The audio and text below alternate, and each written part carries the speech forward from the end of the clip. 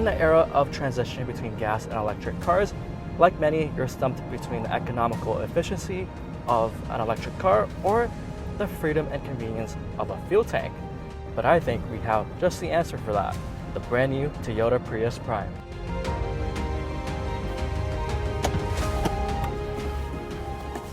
The Prius Prime does get the best of both worlds, and it doesn't look damn ugly doing all that anymore. This thing actually looks really sexy, especially in this blue. And you do get that really nice slope back design, and this ass just looks great. But I'm done for now. Let's get to the driving.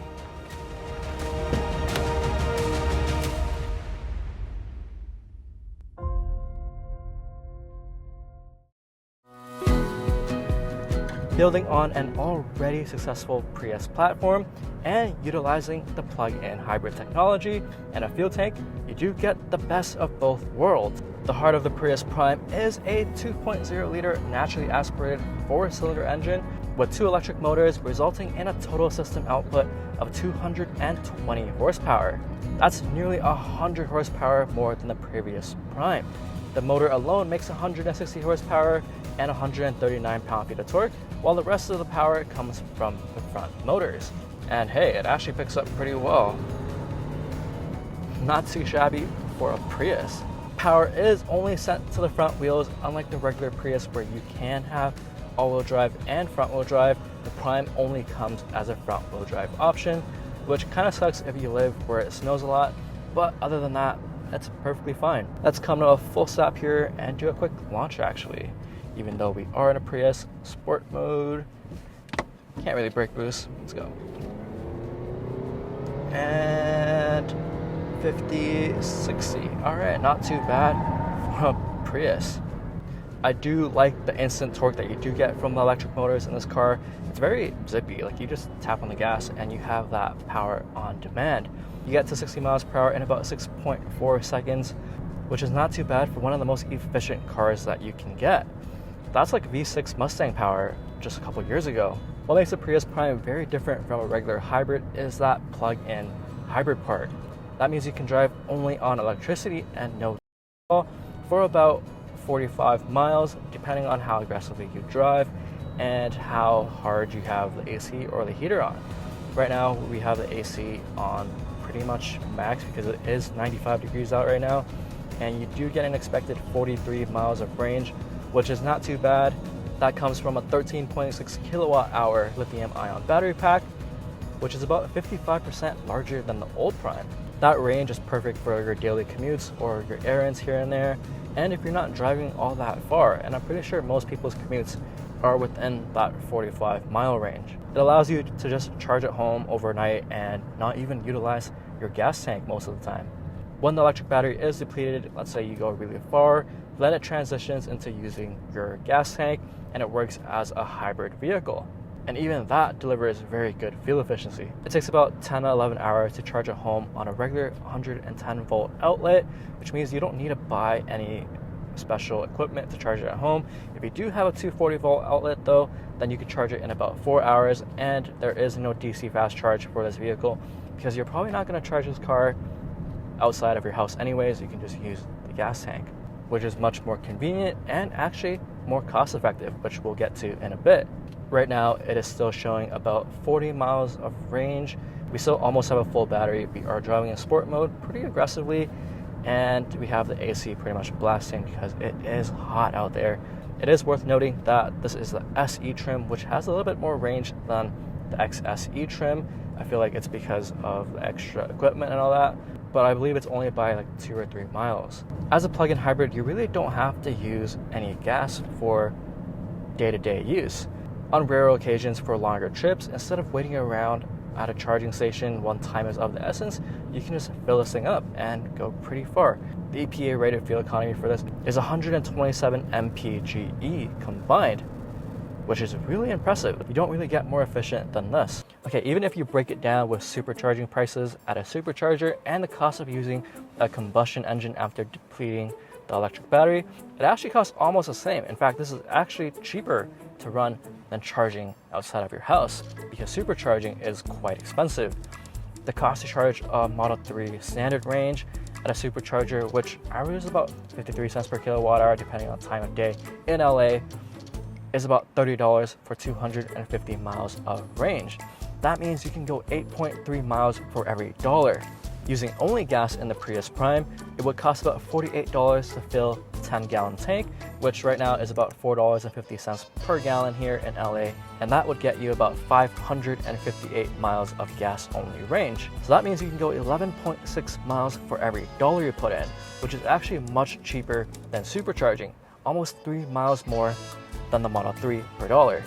Obviously, when you charge at home at a much lower electricity rate, it will only cost a fraction for both these cars, but when you take it on a road trip and use gas versus supercharging, the Prius Prime ends up being a lot cheaper than driving a full-on electric car, especially when you're charging during peak hours. Obviously, when you charge at nighttime, it would be a little bit different, but this calculation is for LA County, California, and of course in different states, the cost of charging and the cost of fuel may vary. Basically, with the Prius Prime, not only is it cheaper to drive per mile on a road trip, but you're not dealing with all that range anxiety and figuring out where you have to charge because you have access to fuel everywhere. Meanwhile, electric car charging infrastructure isn't all that great yet and probably won't be for another decade or so. Here in California it's pretty good, but across the country, not really that great. Someone with a Tesla recently asked me how much it cost me to fill up my car, and I told them 2 minutes.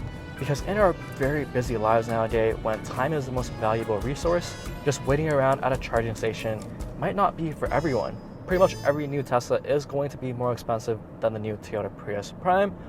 And not only that, but you have to deal with the depreciation of a Tesla, which is way worse than any Toyota. So if you're actually looking to save money, maybe Tesla isn't for you. And if you're concerned about saving the planet, well, just put it this way. This battery is about 13.6 kilowatt hours, and it only weighs about 265 pounds. The Tesla Model 3 long range has a 75 kilowatt hour battery. That means the same amount of lithium and other rare earth minerals. You can either make one Tesla or 5.5 Toyota Prius Primes. Because rare earth minerals are, well, rare, I think there's a much stronger case for PHEV vehicles than full-on electric vehicles, especially in terms of resources and mining. All right, enough with the math though. Let's actually get some real driving experience in this. You do get your drive mode, you do have a sport mode, a normal mode, and an eco mode, and you do get your custom mode. And yeah, this thing is actually quite fast, surprisingly quick for a Prius. You can drive in EV mode only up to 84 miles per hour, which is actually pretty good. You do have a button here for your auto EV/HV mode, which determines automatically when to use the gas engine and when to use the battery. And then you also have this HV charge hold button or EV button, which means you can have it permanently in EV or hybrid vehicle mode in case you want to save your battery for later or something. Let's just leave that in auto right now and put the vehicle into sport drive mode. And although it's not a sports car like the GR Supra or the GR Corolla, the Prius Prime is actually pretty quick. And it's fairly agile too. You do have very narrow tires on this car, so that would be the biggest bummer if you really care about tracking your Prius, but that's good for fuel economy. You do have a lot of low end and instant torque from the electric motors, so it actually pushes you back in your seat fairly well. And when you step on it a little bit harder, you will hear that engine kick on. And for a car that has an electric battery, an ICE engine, and 2 motors, it actually feels rather light, especially the steering, because the steering is super light. It does weigh in a little bit when you're off center, which I like, but it's pretty much expected in a modern day Toyota. It makes it very easy to drive. You don't really feel too much of the road, but again, you're not really tracking this car. Nevertheless, the Prius Prime is pretty nimble and you have more than enough passing power. The ride is also very comfortable and it soaks up pretty much every bump very well. It is also super quiet. It's not like the RAV4 Prime quiet, because that car does have double pane windows and all that, and you don't hear very much tire noise. In this car, you do hear a little bit more than the RAV4. Obviously, you're not going to hear very much engine noise unless you're hammering it. Yeah, but you do get a little bit of tire noise and you do get a little bit of wind noise in here, but overall it's pretty good. The ride comfort here, it feels almost Lexus-like. it has a very like luxury car demeanor in terms of you just close your eyes and just feel the ride quality. I like how seamless the transition between the motor and the actual engine is. So you're not going to really notice it unless you're really paying attention to the EV logo that pops up here or the HP logo. The transmission, well, there isn't really a transmission. It is a CVT. It is a Toyota CVT, so it feels pretty much fine. You're not going to really notice anything, and it does a really good job giving you power when you need it.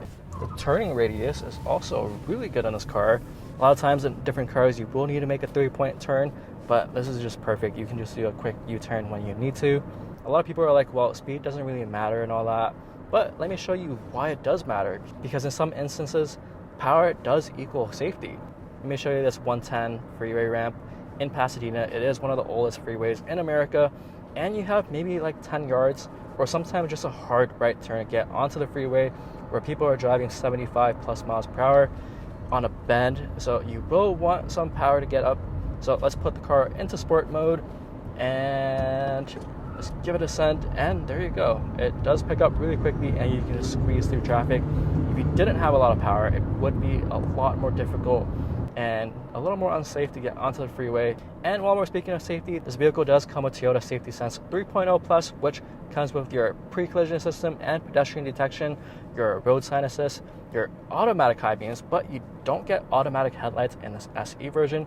This is one of the few cars that I've ever driven that doesn't have auto headlights. You do also get your lane departure alert with your steering assist. You do have your lane change assist. You do get your blind spot monitor and your rear cross traffic alert. You have your full speed dynamic radar cruise control, which does a really good job of following the cars in front of you. And you do have that traffic jam assist, which means you basically don't have to do all that much when you're just sitting in traffic. Just pay attention to the road, because there is a camera here watching your eyes and it will yell at you if you are not paying attention to the road. The lane tracing assist does a really good job in terms of just holding you center in the lane. No complaints there. The drag coefficient for this car has gone down from the previous generation from 0.24 to now 0.27. So it's actually not as aerodynamically efficient as the outgoing Prius. But I'm not complaining, because that means you get this way nicer body style and it actually looks really good. Driving this car around all week, I've been getting so many compliments on the exterior design of this car. People are like, whoa, was that a freaking Prius? Because it looks way better than the last gen and the gen before that, which I'm not really a big fan of, but this actually looks so good. This color is Reservoir Blue, and it's probably my favorite color on this Prius, and there is that gray that I do really like. You do get these bi-LED headlights, and you do get these very sleek Tesla-looking 17-inch wheels. They are made to cut through air without causing too much drag, and they do look pretty good, especially in this black color. I do like the black exterior content of this car. It does make the car look very sporty, and I do like that a lot. The front of the car does have this very slopey design. If you look at the windshield, it does lean on a very inclined angle. I think the back of the Prius is where it looks the best. I love the new taillights, and it just looks pretty good. I think the design on the Prius is top notch. It is very good looking. And just like the exterior, the inside of the Prius does look very nice too. It does share a lot of design cues as the Toyota bZ4X, especially this cluster here. Instead of the old center dash thingy that they had going on before, you do get an actual like designated dashboard here, which does look pretty cool. But the way it's mounted, it is kind of hard to see sometimes, especially if you're trying to sit really low. It does make you kind of sit higher up so that you can see the whole digital dashboard. There are a couple of things that you can go through. You got your eco zone, your eco score, your driving EV ratio, a lot of electric stuff. You can get your adaptive cruise control information, your audio, your energy monitor, your tire pressure. That's pretty much it that you have up here. You can center your digital display if you don't want to see any of that, but I think it's pretty easy and clear to read. Nothing really wrong with it. Over in the middle, you do get an available 12-inch display, but this is equipped with a 7-inch display, which is kind of small for 2024, but it's all right. It is a base model, and it does have wireless Apple CarPlay and Android Auto and the Toyota UI, which is a pretty good system to use. You get your 2 USB-C ports here, and you get 2 more USB ports here. You get 2 more USB-C ports in the back, 6 ports for this pretty small car, which is awesome. an available wireless charger here, but this isn't equipped with that. So you do get this tray that you can remove and you can hide things in there in case you don't want to get your window smashed. You get your 2 cup holders here, very well positioned. The gear shifter is here instead of being up there in the past. It is much nicer here, and I think it's very high up, which I don't really mind. I think it's a good thing. And because the cup holders are there, it doesn't really get in the way. You do have a slit here for your phone that you can just put right in, and you do have your drive mode selector here, your e-brake here, your auto hold, and your auto EV HV and your HV charge mode. Your center console is alright, decently sized. You do get maybe enough space for like 4 water bottles in there. And the materials in here, because this is a base model, it's alright. You do have a lot of plastic going on, but again, I'm trying to keep costs down, especially when it's an electric or a plug-in hybrid car, which costs a lot of money to make. They got a cost cut somewhere. So cheap door cards here, and you do get a little bit of soft padding here and here, gloss black here, so it's alright. These seats are cloth, but they are available in leather if you do want it. You can also get an available digital rear view mirror for the XSE trim, which is great. Heated steering wheel here, no heated seats though. You do get your 1-zone climate control for the SE model, but your dual zone is available. I love this copper, like kind of purple copper color that runs across. It does make the interior look a little bit more classy. And you do have this A-pillar again, and you do have a little window there because how big the A-pillar is. It is kind of hard to see if there is a pedestrian there, but this window here helps a lot. Your steering wheel is rather small, which I actually like. Buttons here, pretty traditional. You do get your available JBL speaker system, but we do have the standard speaker here, which sounds alright for a base model. Overall, the front seats, nothing really much to complain about. It does work, and it is a lot better than the previous gen. Alright, checking out the back of the Prius, you do get these door handles up here near the window. Hopping on in, quite a bit of legroom off the bat. I am sitting right behind myself at 5'8", and I have about 3 to 4 inches of legroom ahead of me. Headroom is questionable. If you are maybe just an inch taller than I am, you will hit the ceiling. Other than that, it's not too bad for me. Plastic materials in the back carry from the front. No padding here though. I mean, it is an SUV model and they're cost cutting. But you do get 2 USB ports back here and a 120 volt outlet back there in case you need to charge anything. That is pretty good, and it's 1500 watts. You do get your cup holders back here. Overall, not too bad. All right, checking out the trunk of the Prius Prime. You do get 20.3 cubic feet of space back here, which is kind of the equivalent of a small SUV nowadays. So that's pretty good. You do get your charger down here and a tire compressor kit because there is no spare tire back here. You do also have the option of folding the seats down, open up to more space, and it makes the Prius Prime quite practical. The Prius Prime used to be eligible for a federal tax credit, but unfortunately, this model no longer qualifies because it doesn't meet the requirements of the Inflation Reduction Act passed in August 2022 because it's not made in North America. It does, however, qualify for a $4,500 EV tax credit for lease, so there is a workaround, and you can probably score a pretty good lease deal on the Prius Prime. However, in Canada, this is all a little bit different. Even though Toyota has adopted electrification slower than most, the company is still the king of hybrids. The Toyota Prius Prime sets a new standard in the world of plug-in hybrids, offering a seamless blend of eco-conscious driving and a pleasant driving experience. It's also unbelievably good looking, and it's paired with one of the best powertrains in the business. It's hard to fathom why anyone would buy an EV when the Prius Prime exists. This vehicle stands as a testament to Toyota's commitment to innovation and sustainability. It's a way better alternative than going all electric.